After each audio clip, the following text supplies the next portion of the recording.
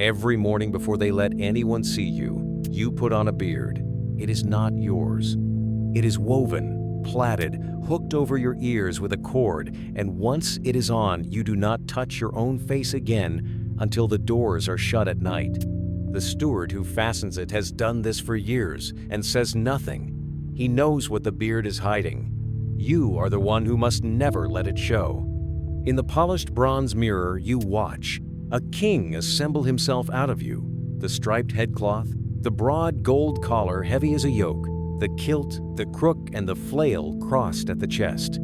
Underneath all of it is a woman. You are Hatshepsut, and you do not rule Egypt as a queen who advises a king. You rule it as the king. There has not been a woman on this throne in living memory who did what you are about to do. Keep it. You were born the daughter of a pharaoh and married to your own half-brother, Thutmose II, the way royal blood is kept inside royal blood. He was sickly, and he died young, and he left behind a son by a lesser wife, a small boy, Thutmose III, and a throne that needs a grown hand on it until that boy is old enough. You are that hand. For a while, you are called what such women are called, the great royal wife, the regent, ruling for the child. And then, somewhere in the first years, you stop ruling for the child. You take the titles of a king for yourself. You put on the beard. And from that morning, there are two of you on the throne in name, and only one of you allowed to be seen as the real one. You will spend the next 22 years being a king nobody is allowed to question, while one small boy grows up in the same palace knowing the throne under you was meant to be his. The beard is the easy part.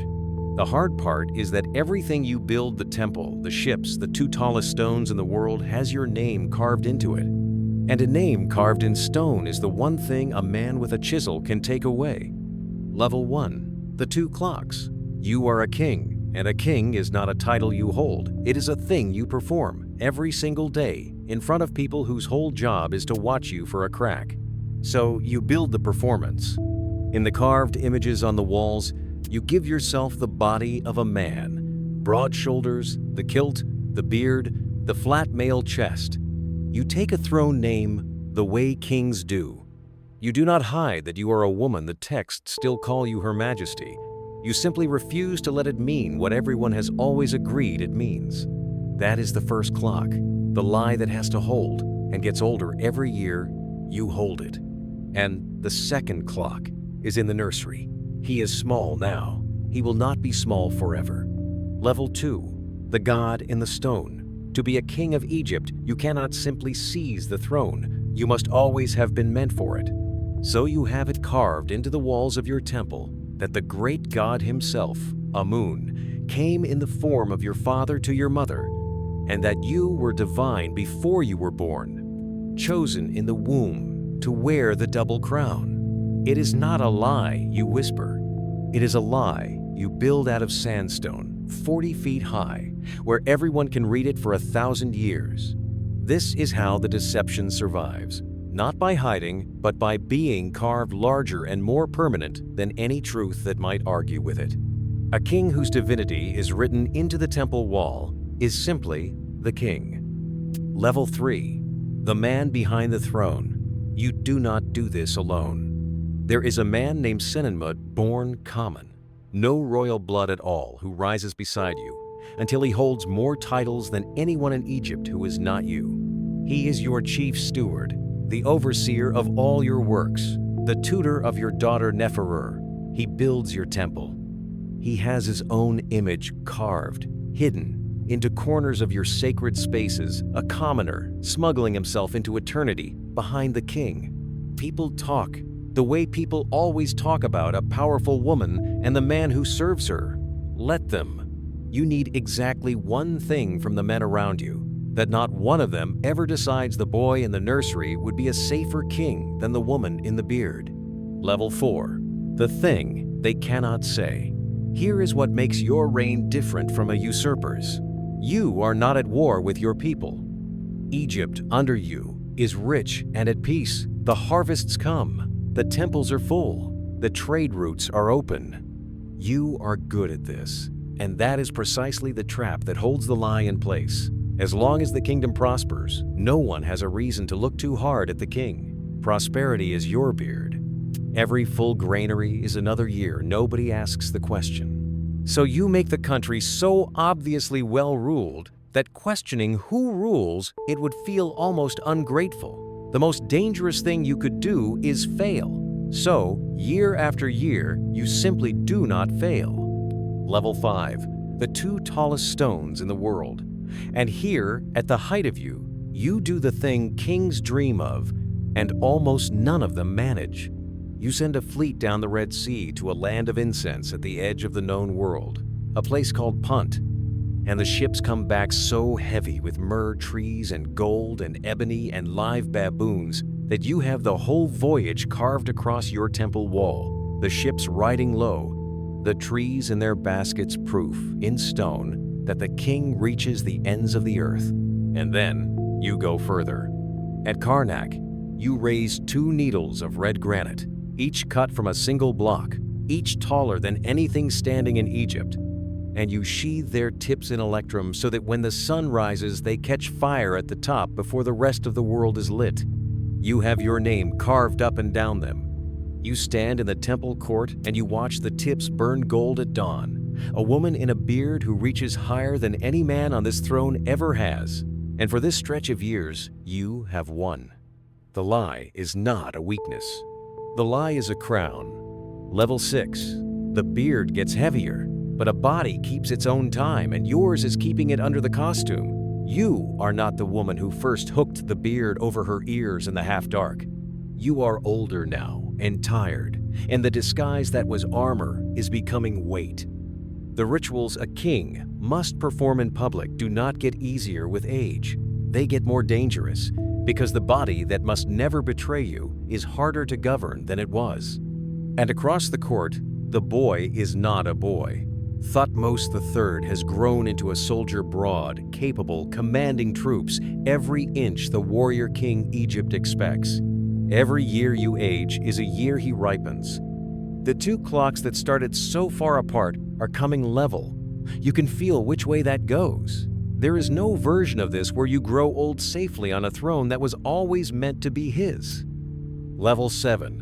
What you cannot pass on. You have a daughter, Neferur, raised almost as a prince, given the titles a king's heir might carry, standing beside you in the reliefs. For a while, it almost looks as though the thing you built might pass to her, that a woman who made herself king might make her daughter one too, and the beard might become a line instead of a single impossible life. But it does not hold. Neferur fades from the record. The sources go quiet on her, the way they go quiet on so much around you. The deception you have carried for 2 decades turns out to be the kind of thing one person can hold and no one can inherit. Whatever you are it alone. When you stop, it stops. Which means the only question left is the one you have been outrunning since the nursery. What happens to all of this the day you are not here to perform it? Level 8, the last morning. And then, after about 22 years on the throne, you die. Not in a coup. Not on a battlefield, you simply reach the end of a long reign, an old king by the standards of your world, and you are buried as a pharaoh in the Valley of the Kings, with a king's rights. For one moment it looks as though you got away with it, that the impossible life held all the way to the grave, that you were a woman who became a king, and stayed one, and died one, and that the carved name on the temple and the burning obelisks at Karnak will simply stand there gold-tipped, telling everyone who comes after exactly who you were. You have built the most permanent thing a human being can build. You have written yourself into stone, and stone, you have always believed, does not forget. Level 9, the chisel.